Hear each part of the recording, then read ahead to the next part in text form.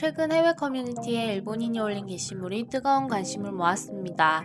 음료수 종이팩에 그려진 캐릭터의 가슴이나 하체 부근에 구멍을 뚫은 뒤 음료를 컵에 붓거나 소변 검사용 종이컵에 캐릭터 이름을 써놓고 노란색을 띠는 음료수를 따라 부어 소변처럼 보이게 하는 등의 모습을 촬영해 올렸기 때문입니다. 일본의 한 음료회사가 내놓은 애니메이션 캐릭터 콜라보 제품이 큰 인기를 끌면서 이러한 게시물이 올라온 것인데요. 이를 본 해외 네티즌들은 해당 글에 비판하는 댓글을 달기 시작하며 일본의 문란한 성의식을 비판하기 시작했는데요. 일본인들 사이에서는 아무런 문제가 되지 않는 사진이었지만 세계인들의 시선은 그리 곱지 못했습니다.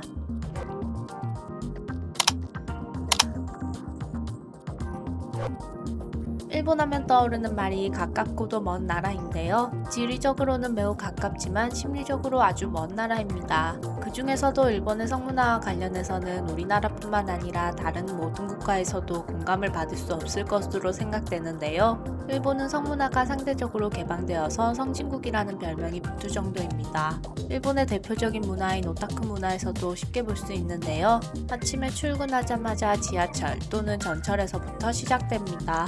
화장실에서도 빠질 수 없으며 휴지, 팥빙수, 핸드폰 등에서도 볼 수 있죠. 원래 오타쿠라는 단어는 소위 많은 사람이 떠올리는 오타쿠 현상이나 오타쿠 문화가 생기기 이전부터 존재했던 일본어 단어입니다. 주거나 생활의 장을 가리키는 집이나 댁이라는 의미가 있었습니다. 또한 타인을 부르거나 말을 걸 때 상대와의 거리를 유지하기 위한 말의 표현 방식으로 당신이라는 뜻도 가지고 있었습니다.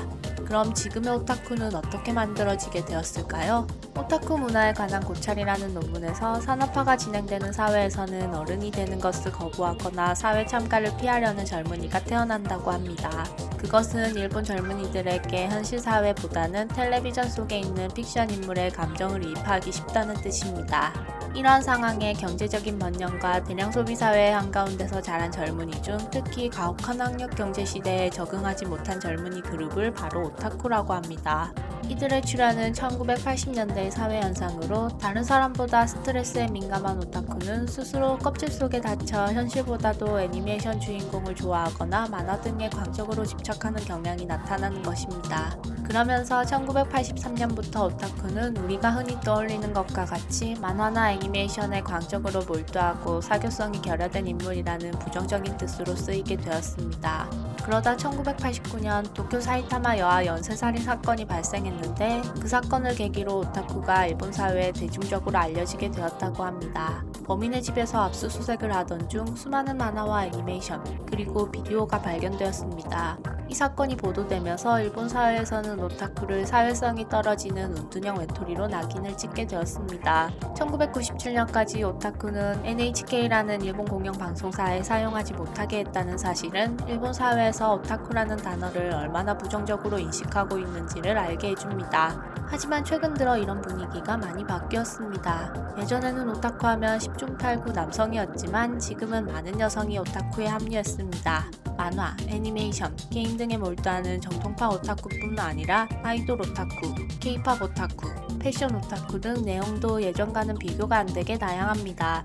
요즘 대학생의 60%가 자신에게 오타쿠적인 기질이 있다고 인식하며 여고생의 80%가 오타쿠라는 단어에 호감을 갖는다고 답한 여론조사 결과도 있었습니다. 젊은 오타쿠가 많아지고 팬질의 내용이 다양해진 만큼 음침하고 폐쇄적이라는 사회적 편견도 많이 옅어졌습니다. 이렇게 이미지를 탈바꿈할 수 있었던 건 바로 미국의 언론인이 쓴 논문 덕분이었는데요. 더글라스 맥그레이가 쓴 일본의 국민문화 총생산이라는 논문에서 일본의 문화를 매력적이라고 예찬했기 때문입니다. 외국에서 인기를 얻자 일본 정부도 오타쿠를 대하는 태도를 달리하기 시작했는데요. 국제산업을 펼치며 일본의 콘텐츠 산업의 중심으로 대하기 시작했습니다. 그러면서 일본인들 또한 오타쿠를 바라보는 시각을 달리하게 되었고 이렇게 오타쿠 문화는 일본의 독자적인 문화로 자리를 잡아가게 된 겁니다. 일본의 코미케라는 오타쿠들의 전시회가 세계 최대 수준으로 확대되기도 했는데요. 오타쿠들이 더는 음지에 있지 않고 스스로 오타쿠임을 자랑스러워하며 일본의 오타쿠 문화가 주류 문화로 바뀌는 등의 변화를 겪게 되었습니다. 지금은 전 세계의 많은 팬들이 즐기는 코스프레도 만화나 애니메이션 속 등장인물을 현실 세계에서 재현하는 오타쿠 놀이 문화에서 시작된 것이죠. 일본의 오타쿠를 한국어식으로 발음해서 흔히 우리나라에서는 오덕쿠, 오덕이라고 불립니다.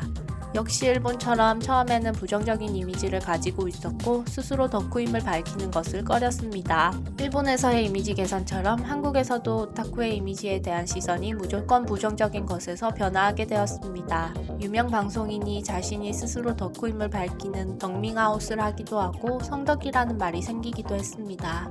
1980년대, 90년대의 일본의 만화, 애니메이션, 게임 등이 세계적으로 큰 관심을 끌었던 것처럼 지금은 한국의 대중음악이나 영화가 해외에서 인기몰이 중인데요.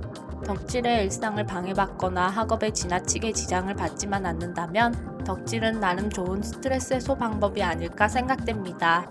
이왕이면 어덕 행덕 하세요.